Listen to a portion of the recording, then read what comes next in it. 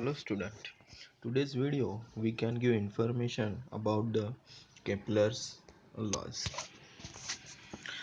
Planetary motion had been observed by astronomers since ancient times. फार प्राचीन काळापासून खगोलशास्त्रज्ञ हे ग्रहांच्या गतीविषयी आणि स्थितीविषयी अभ्यास हे करत आलेले आहे. Before Galileo all observations of the planet's position were made with the naked eyes. Galileo या शास्त्रज्ञापूर्वी सर्व खगोलशास्त्रज्ञ ग्रहांच्या स्थितीविषयीचा अभ्यास हा फक्त त्यांच्या डोळ्यांनी करत आले होते. By the 16th century, a lot of data were available about planetary motion and motion. 16व्या शतकापर्यंत ग्रहांच्या स्थितीविषयी आणि गतीविषयी बऱ्याच प्रमाणामध्ये माहिती ही खगोलशास्त्रज्ञांनी जमा केली होती किंवा ती उपलब्ध झाली होती. देन जोन्स केपलर स्टडीड दिस डाटा आणि जॉन केपलरने ही जी माहिती आहे या माहितीचाच त्याने काय केला, अभ्यास केला. आणि ही notice that the motion of planets followed certain laws. ग्रहांची जी गती आहे त्याला असं आढळून आलं की ग्रहांच्या गतीला काही विशिष्ट असे नियम आहेत किंवा ग्रह ज्या वेळेस या ठिकाणी परिभ्रमण करतात किंवा त्यावेळेस ते एक विशिष्ट प्रकारचे नियम फॉलो करत असतात. He stated 3 laws describing planetary motion. आणि त्याने ग्रहांच्या गतीविषयी मग 3 नियम मांडले आणि ते नियमच आपण केपलरचे नियम म्हणून ओळखतो. We are known these laws as a Kepler's laws. Kepler's first law.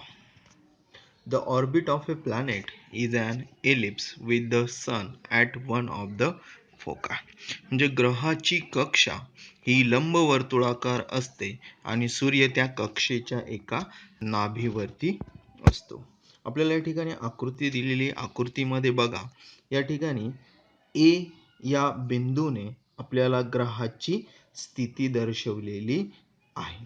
बरोबर आहे. या ठिकाणी ए ग्रहाची स्थिती आणि हा ग्रह या सूर्याभोवती या लंब वर्तुळाकार दिशेने काय करत असतो, परिभ्रमण करत असतो. आणि या लंब वर्तुळाच्या नाभीवरती या ठिकाणी सूर्य हा असतो. बरोबर. म्हणून आपल्याला या ठिकाणी ग्रहाची स्थिती ए या बिंदूने दर्शविलेली आहे. See the planet. Okay. So the position of a planet is showing by using a letter A and the position of the sun is indicated by the letter S.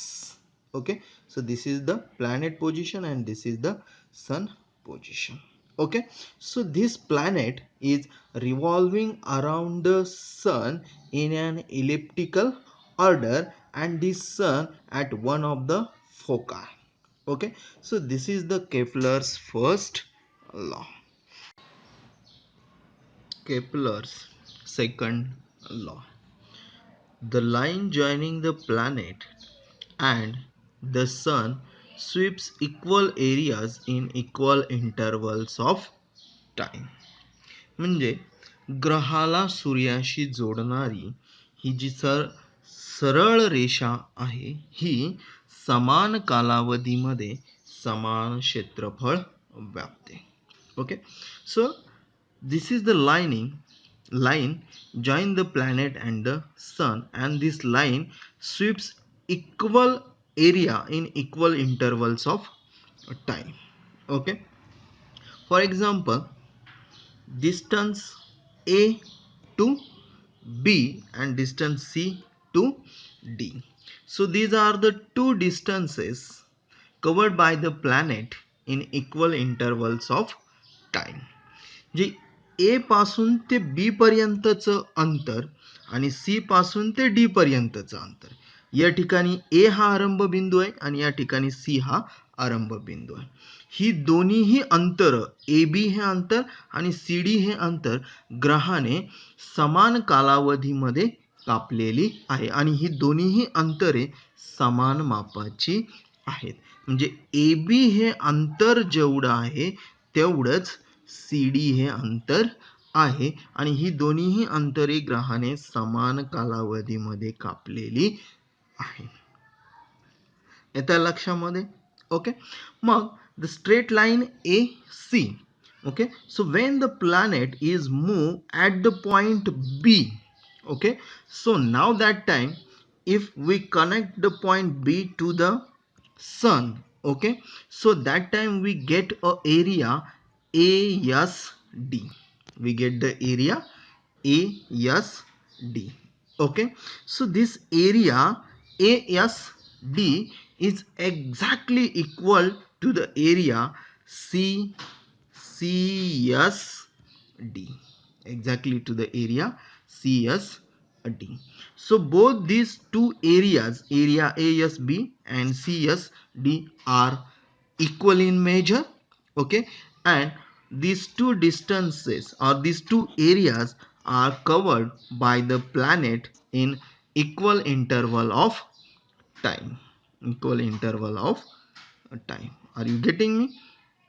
Okay, so when the sun is when the planet is revolving around the sun, that time ज्यावेळेस ग्रह हा सूर्याभोवती परिक्रमा करत असतो त्यावेळेस नेमकी exactly काय होतं की ज्यावेळेस ग्रह हा समजा इथून फिरायला सुरुवात केली तर त्यावेळेस त्याचा वेग हा वेगळा असतो. इथून या ठिकाणी असा फिरत या ठिकाणी लंबवर्तुळाकार दिशेने येतो आणि ज्यावेळेस तो सूर्याच्या जवळ येतो सडनली त्याचा वेग का तो वाढतो आणि पटकन इथं येतो. So this is the